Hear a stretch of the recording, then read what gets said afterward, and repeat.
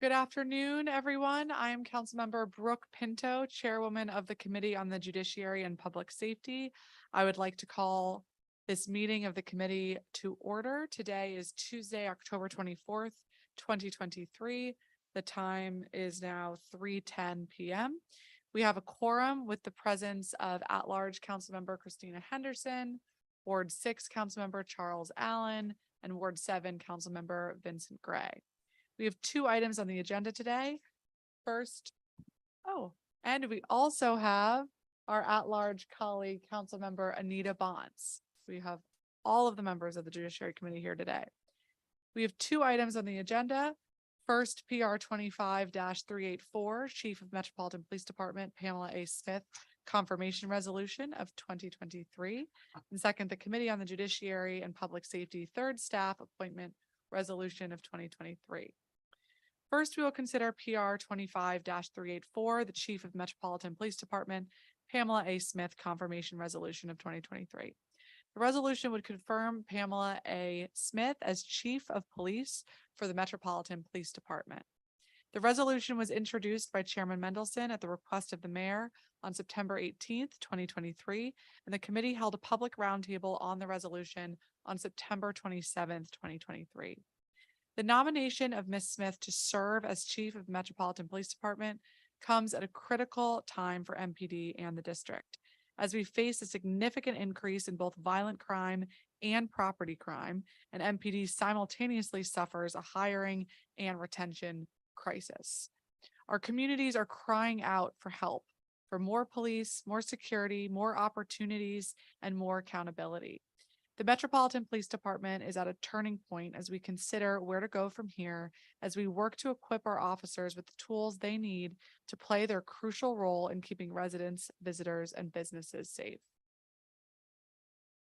I aim to partner closely with Chief Smith to make sure that citywide strategies we are deploying are informed by the needs of our officers and the needs the Metropolitan Police Department is seeing as they do the hard work and brave work on the ground of addressing crime in our streets. I also want to take this opportunity to thank our hardworking police officers who do this important work every day under the leadership of Acting Chief Smith. In addition, MPD is still working hard to build stronger trust with communities and with the communities that they serve. A mission that we continue to pursue most seriously in the aftermath of the murders of George Floyd, where we also saw local incidents like the chase of Karan Hilton Brown leading to his death, which led for additional calls for change, the establishment of the Police Reform Commission, and subsequent reforms. As of this morning, there have been 225 homicides in the district, a number that has increased by 16 since we held the roundtable on Acting Chief Smith's nomination just a few weeks ago. For 3 years in a row, the district has experienced more than 200 homicides each year. The new chief must be ready to confront the issue of violent crime head on while remembering to comfort the family and friends of these victims. These 225 people are not simply numbers. These are names, people, and their death are devastating to their loved ones and all of our communities.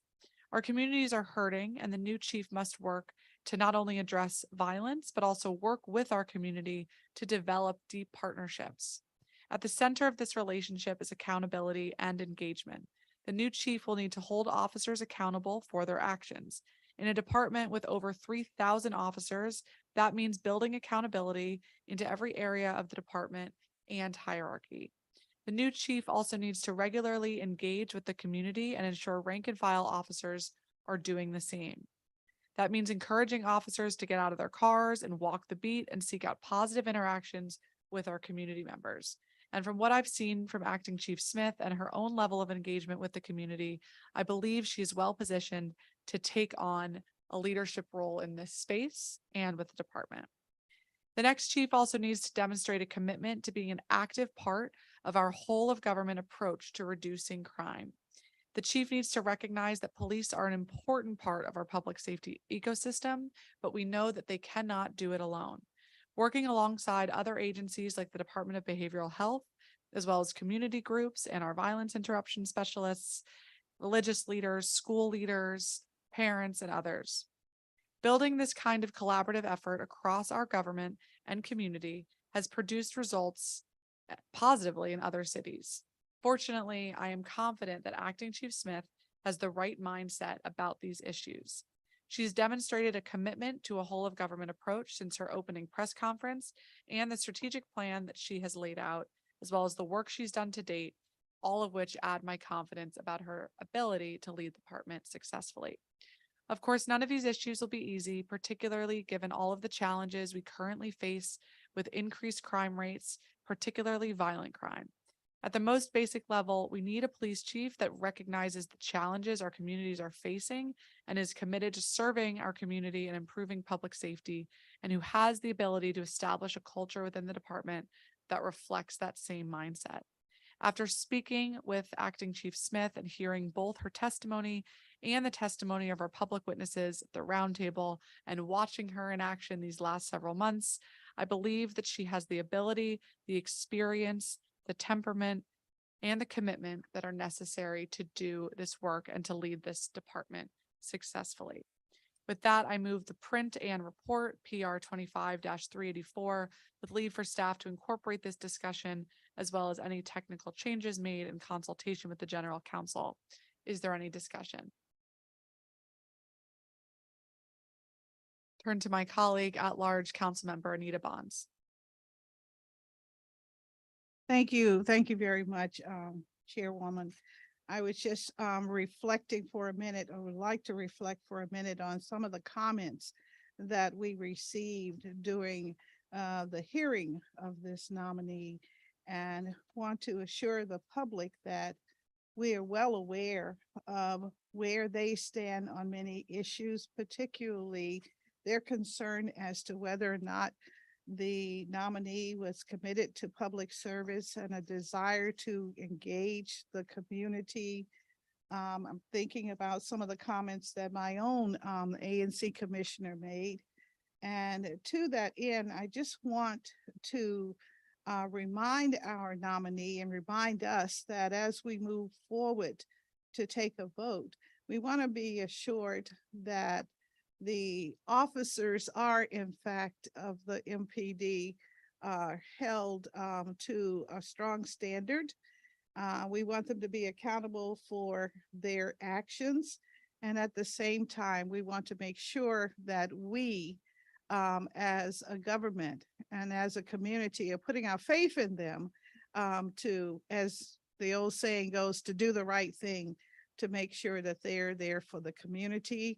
And we're looking forward to Chief Smith fulfilling that commitment that she has made numerous times through her action and certainly through her words to the community. Thank you.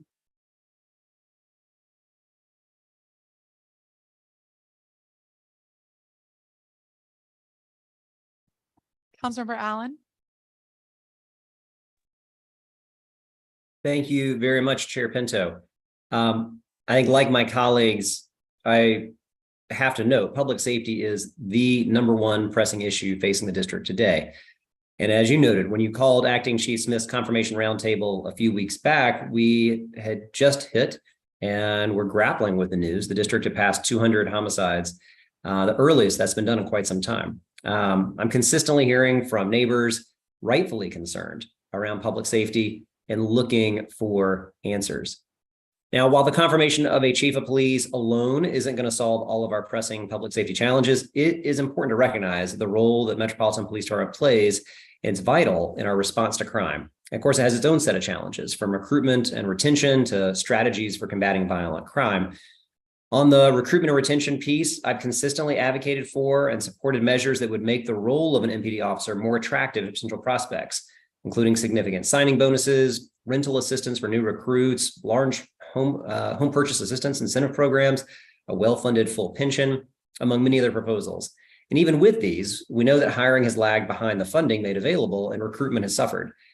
I was heartened, though, when I asked Acting Chief Smith at the roundtable about her plan for making sure that MPD is able to recruit and retain officers. I was really pleased to hear her plan to reinstate in-person recruitment efforts. Simply put, recruitment cannot be done from behind a keyboard. And so I was very happy to hear Acting Chief Smith speak about that idea and some of her more aggressive strategies. On the strategies to combat violent crime, I think I and this council have consistently advocated and will continue to advocate for a whole of government approach. And when I asked Acting Chief Smith about coordination between MPD and its sister agencies, I was very glad to hear she had initiated conversations and plans to hold further conversations with agency directors about how to improve that coordination. I will say, though, that I wish these relationships were more permanently embedded and not dependent on a new police chief to kickstart them. I also had asked Acting Chief Smith about officer deployment and was glad to hear this is something that she is going to look into. I think our current strategy of placing our newest recruits in the police districts that are seeing the most violent crime can be a disservice to our officers, and especially when we know that our most senior and experienced officers are often the most effective on the force and better at de-escalation. They can also effectively use that experience and knowledge in places that are seeing more violent crime. So I appreciate that she's going to be looking at that. Lastly, I think there's a lot that MPD could look into in the space to make sure that our strategies are laser focused on combating violent crime, and again, with many partners at the table. So in closing, I want to commend Acting Chief Smith for engaging with our local communities, our ANCs and neighbors across the city. Functions like the focus safety walks, I think, help MPD build relationships with the community that it serves and be better responsive to those community needs. And I want to thank you, Chair Pinto, and look forward to continue to work with you in supporting Acting Chief Smith's nomination. Great. Thank you so much, Councilmember Allen and Councilmember Bonds. Is there any other discussion? All right. That we'll move to a vote. All in favor, say aye. Aye. Aye. Aye. Any opposed? All right. Thank you very much. The ayes have it. Congratulations, Chief Smith. Second, we are going to move on to the second item on the agenda today, which is the Committee on the Judiciary and Public Safety's third staff appointment resolution of 2023. First, the committee would like to recognize the promotion of Evan Maroff as our committee director, as well as appoint two new staff members, Stephen Palmer as the deputy committee director and Sean Jetner as legislative assistant for the committee staff. I will now move the Committee on Judiciary and Public Safety third staff appointment resolution of 2023 with leave for staff to incorporate this discussion as well as any technical changes. Is there any discussion? All those in favor say aye. Aye. Aye. Thank you very much. Any nays? All right, the ayes have it. Thank you very much. And congratulations to our team as well. And thank you for all of your very hard, important work for the committee. Is there any further business before the committee today? All right, the time is now 3:22. We are adjourned.